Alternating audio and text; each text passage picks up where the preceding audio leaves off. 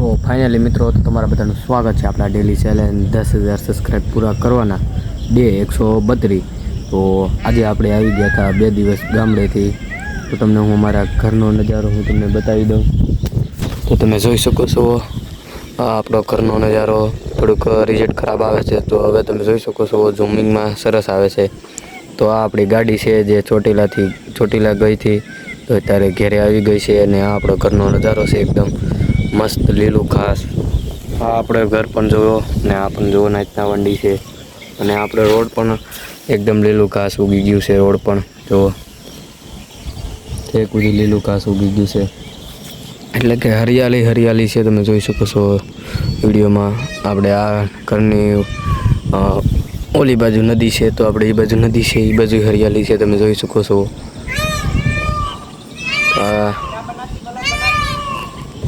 તો જોઈ શકો છો એ ગાડી છે ને આ આપણો ભાઈ છે। અત્યારે બધા ઘેરે છીએ, અમારે અત્યારે જવાનું છે મોવા। તો આપણે જવાનું છે મોવા, થોડુંક કામ સરવાનું કારણે આપણે જાવું મોવા, એટલે થોડાક કામ છે એટલે જવાનું છે। તો જો ટાઈમ મળશે તો આપણે વિડીયો બનાવીશું, બાકી આપણે માતાજીના કામે ડાકલામાં જવાનું છે। ડાકલા છે એટલે માંડવો, તો આપણે જાવું ના વિડીયો ન બનાવવાનો હોય તો ના આપણે ટાઈમ નહીં મળે એટલે વિડીયો બનાવીશું નહીં। તો આપણે એટલે ઘરે વિડીયો બનાવી નાખી। બાકી તમને હું આજનો વ્યૂ પણ બતાવી દઉં, તો તમે જોઈ શકો છો આજનો વ્યૂ।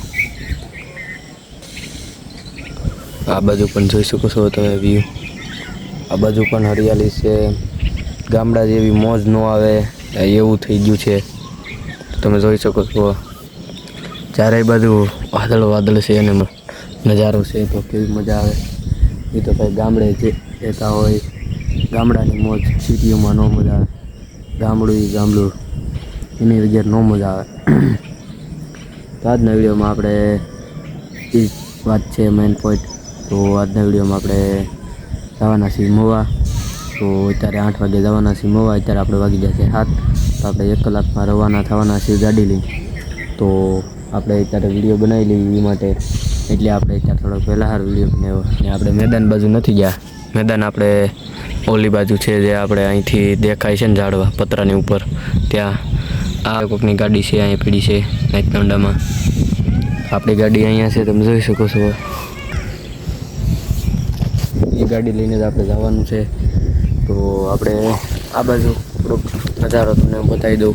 તો આ બાજુ તમે જોઈ શકો પવન ચક્કી નખાઈ ગઈ છે આપણે વિક્ટર બાજુ। તો તમને હું ઝૂમ કરીને બતાવી દઉં, થોડીક ઝૂમમાં થોડુંક બ્લર થઈ જાય છે, તો આપણે થોડુંક ઓછું ઝૂમ કરીશું। તમને દેખાતું જ હશે કે આપણે વિક્ટર બાજુ પવન ચક્કી નખાઈ ગઈ છે હાલમાં। તો આપણે ઝૂમિંગમાં બતાવી છે હવે, બાકી તમે નજારો જુઓ ચારે બાજુનો।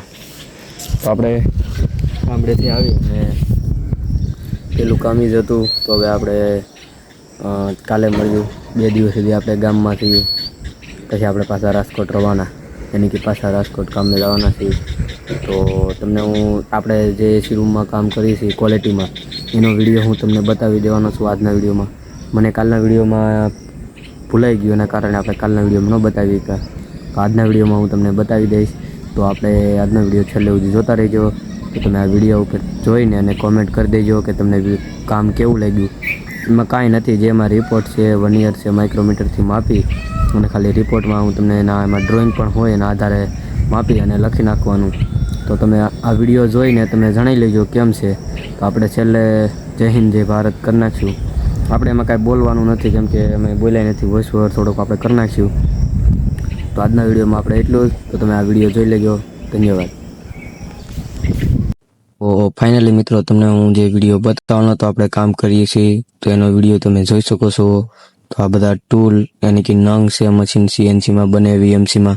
તો આપણે જો એસી રૂમમાં છે એ તમે જોઈ શકો છો ક્વોલિટીમાં।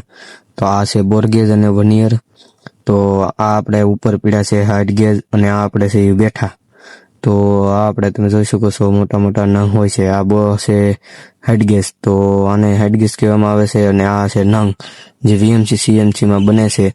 તો તમે જોઈ શકો છો આ છે આપણા બોરગેજ, જે માપવાનું હોય છે બોરગેજ। આ ડ્રોઈંગ છે, આપણે લખવાનું હોય છે એ આ ડ્રોઈંગ, અને આ પણ બીજું બોરગેજ, ને આ બધી છે ડ્રોઈંગ, આપણે સમજીને આમાં લખવાનું હોય। અને આ બધી પણ ડ્રોઈંગ જ છે, તમે લાડ બધી ડ્રોઈંગ હોય છે આમાં। તો જો આ બધી પણ ડ્રોઈંગ જ છે. તો આપણે આ વિડીયોમાં અહીંયા મળ્યું. બાકી જય હિન્દ, જય ભારત.